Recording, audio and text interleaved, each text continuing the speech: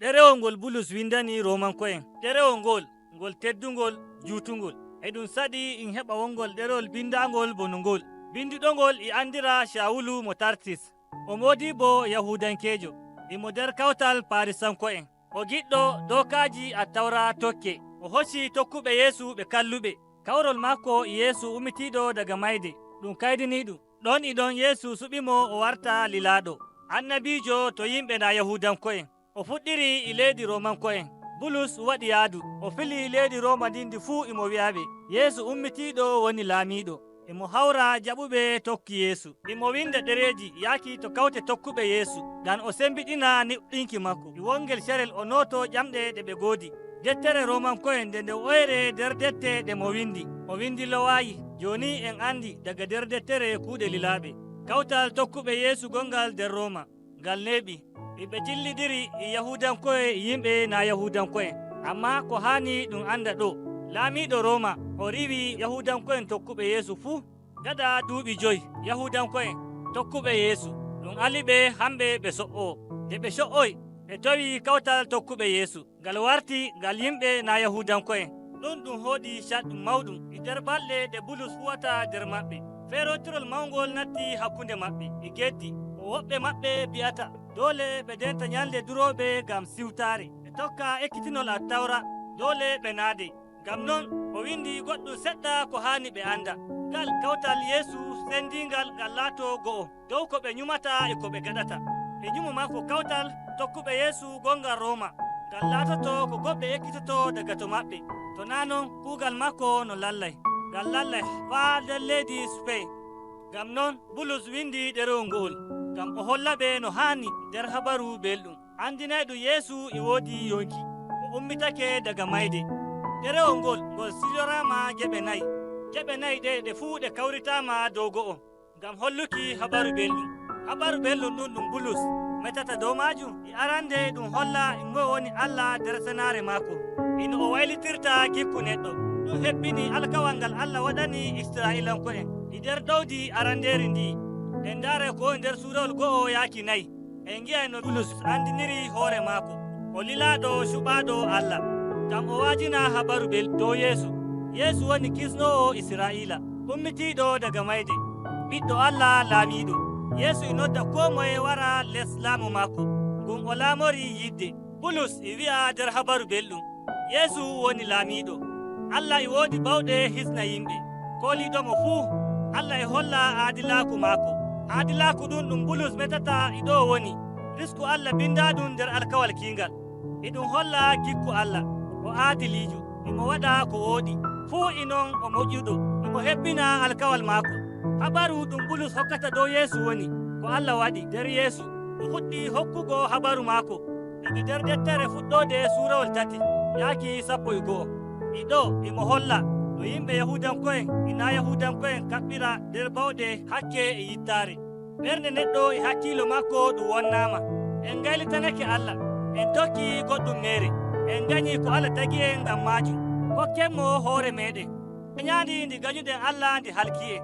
Ko luttani e woni da min anduno, amma Allah kewɗo yurmede o maɓɓitani e wongol laawol ngol ɓiɓɓe Israila wawata wiiki ɗum boɗɗum.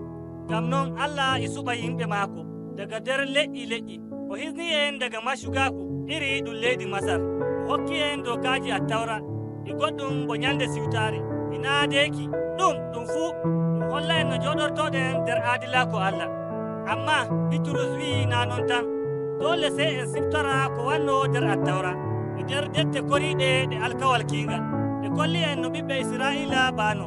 Ɓe keewi hakke e jagganago gunkiiji. Nyumoji maɓɓe booɗa non no leƴƴi koriɗi ba'i. Gonga leƴƴi Israila ɓuri goɗɗi leƴƴi da min anduno ngam iɓe goodi Attawra. E hani ɓe andi ko Allah yiɗi boɗɗum.